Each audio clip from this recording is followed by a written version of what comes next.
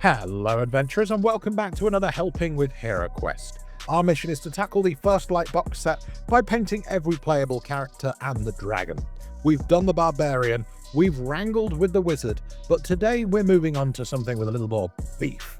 He's a bastion with a beard and the undeniably best playable character in all of HeroQuest. It is the Dwarf. Today's paint guide, we're going to show how a beginner can do one coat of paint covering everything to a basic tabletop standard, and then in the second half of the video, we're going to elevate all that. We're going to make sure we have all our shades and highlights, and we're going to use the two thin coats paints to do that.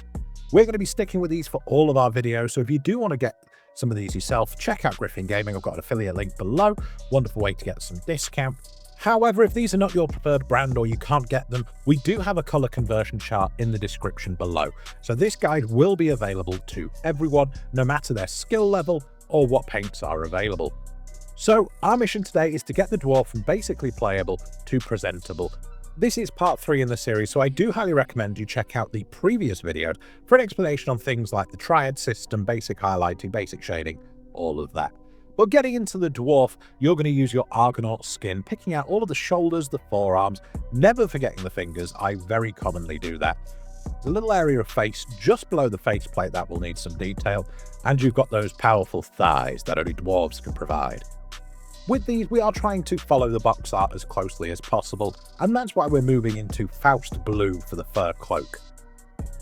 We are going to be highlighting this up through the greys later on, so it will have a much more natural appearance, but I like that kind of like Arctic wolf look. With most sword and sorcery artwork, they do tend to start from a nice deep blue hue, and I want to represent that on this model. Contains both food and secrets, we're moving on to the most important part of the Dwarf, the beard.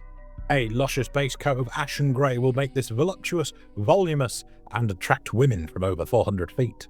I won't lie, I was disappointed when I found out that lady dwarfs in the HeroQuest universe don't also have beards. And while we're doing the beard, we may as well make the hair match, so we're going to pass around the back, including the little man bun. Next up, it's Scorched Earth, and we're going to work the planks of the shield, and not forgetting the inside where the hand meets the strap.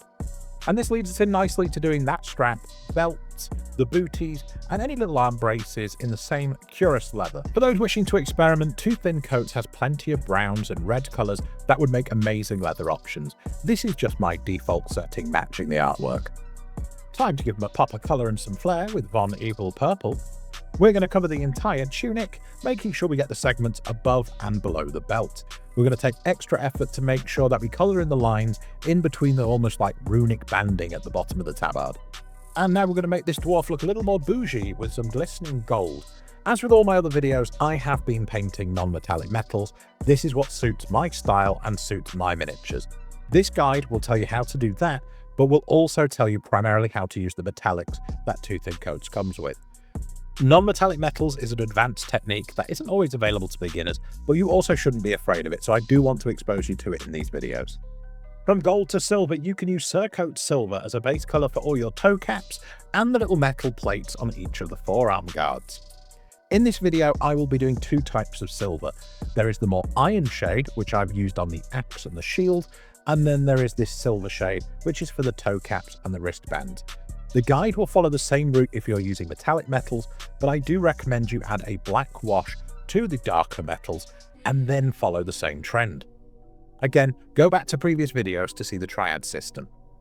If you are using non-metallic metals, base coat this in Death Reaper. If you are using traditional metallics, use the Scorched silver and then apply an Oblivion black wash. We haven't really spoken about washes in these tutorials as I don't tend to use them very often. But the primary rule is water them down 50% and then drag them over what you've painted. If you only want to stick to one type of metal on your model, you can do. Do not feel pressured into trying multiple shades. Correct any mistakes you've made. I'm just topping up the Von Evil Purple here, and you can say that the model is done. It's got 3 or more basic colours, and it's good enough for combat. But if you want to go further, highlighting with Ethereal Green. Now, you can use the tip of the brush for some nice fine lines, but you may find it easier to use the edge of the brush to pick out the hairs. Going one step further, we're going to use Rodent Grey in the same fashion, primarily focusing on the beard braids, the tip and the top of the man bun, and a little softer around the edge of the skull. We're trying to make this look voluminous, vibrant, and ready to attract a mate. And to show off that dwarf bob that makes your heart throb, we're going to use Kronos flesh to show off the muscularity. We're going to be focusing on the top 2/3 of the volume, leaving a nice darker shade in the recess from the previous base layer. It's not all about those dwarven boulder shoulders, we also need to pick out the facial features, mainly the brow, the nose, the cheekbones, making sure we don't forget the knees, the fingers, and, well, actually not the toes. Taking some watered down Oblivion black wash, we're going to cover up the beard. It's going to let those bold highlights shine through, but it's going to give a more natural blend with the other hair fibres while giving us a solid contrast. Be careful not to overload the brush with your wash, as it will dribble into areas you previously painted. When fully dry, we're going to pick out the raised areas on the tunic with Enchantress purple, leaving a generous amount of Von Evil purple in the shadows. Move them out, head them up, it's boar hide, and we're going to use that to highlight the leathers and the straps and the booties, all the things we did earlier. Just a reminder, and even more on this in our previous video, as the leather wears or ages, it does go a little bit lighter and more rough. This is not a consistent pattern, so as you're highlighting, a shaky hand may not be the worst thing. That said, if you are trying to push the edges, fur cloak is going to be your friend. All those corners and very edges of the belts where the utmost wear is, they're where you should be targeting with fur cloak. Highlighting the cloak is going to be nice and easy because all we're going to do is take the base colour Faust Blue and slowly mix in white. Start off with a small amount, and each layer you wish to highlight, add more and more. If you feel like you've made a mistake and it's gone too bright, you can mix some Faust Blue with water and gently cover it all as a wash, bringing it down a shade. So don't let your mistakes burden you. If you've not used your Oblivion black wash, mix it with 50% water and apply it to the shield. This is going to pick the recess around the brim of the metal and in the cracks in the wooden board. Worth noting at this point, I completely missed the fact he has a dagger on his hip. So I reapplied the base coat and went in with a highlight of Dragon's Gold, or in my case, more accurately, a non-metallic gold mid-tone. While I don't do it in this video, for those wanting to play with washes, a watered down purple or flesh tone wash can give great effects on golds. Ares flesh will help those muscles pop and stand out against all these grey and blue colourings we have. Those following the Barbarian and the Wizard videos, we did use a different skin colour palette. If you wish to use the same one to prevent you buying more paints, that is perfectly fine. I had the paints, I wanted to show them off, so I did a different tone. Back to the beard, I wanted to bring back some of those highlights, so I mixed a tiny bit of white in with the Ronin grey. In my personal fantasy lore, dwarven braids are very meaningful in dwarven society, so I wanted them to stand out against the hair. And while it might be business in the front, it is still party at the back, so we need to make sure that the man bun is equally highlighted. Many people believe a black wash solves everything and instantly makes models better. It needs some work. So for that reason, we're going to top up the wood with Scorched Earth, leaving the darker shades in the recess. As you apply a wash, it brings everything one shade down, not just the recess.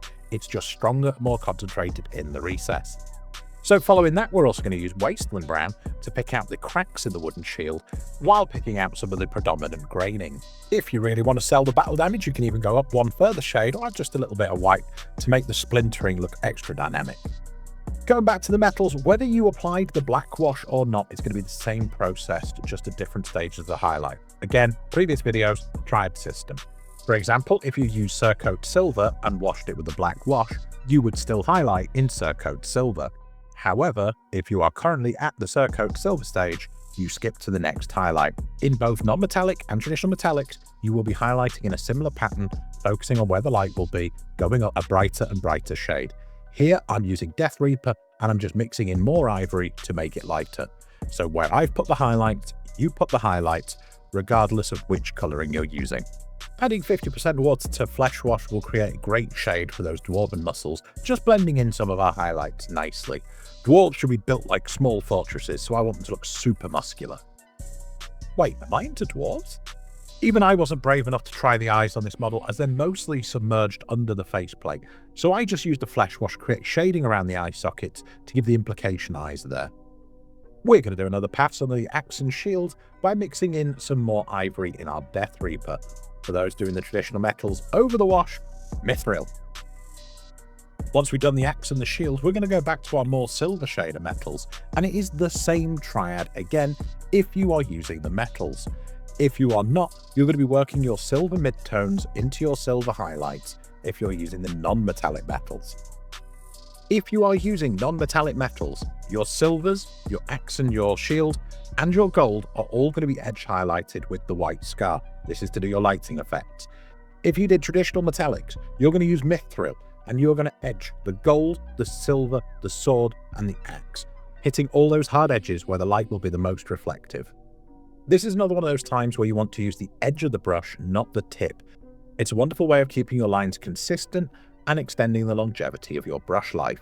In more shaded areas, go lighter with these white highlights, especially on the edge of the tunic here, as it would be sheltered by the shield. For those who maybe missed the previous video, I talk about how I use this technique of non-metallic metals because it blends in better with my style. As somebody heavily influenced from comic books and cartoons, I like the big bold colours, controlling the light with the strong shades. When I use a metallic paint, it reflects light more naturally into our real-world environment, and I can't control the lighting. This is juxtapositional to the painting I'd done previously, so matching the metallic shades with the traditional shades just made sense.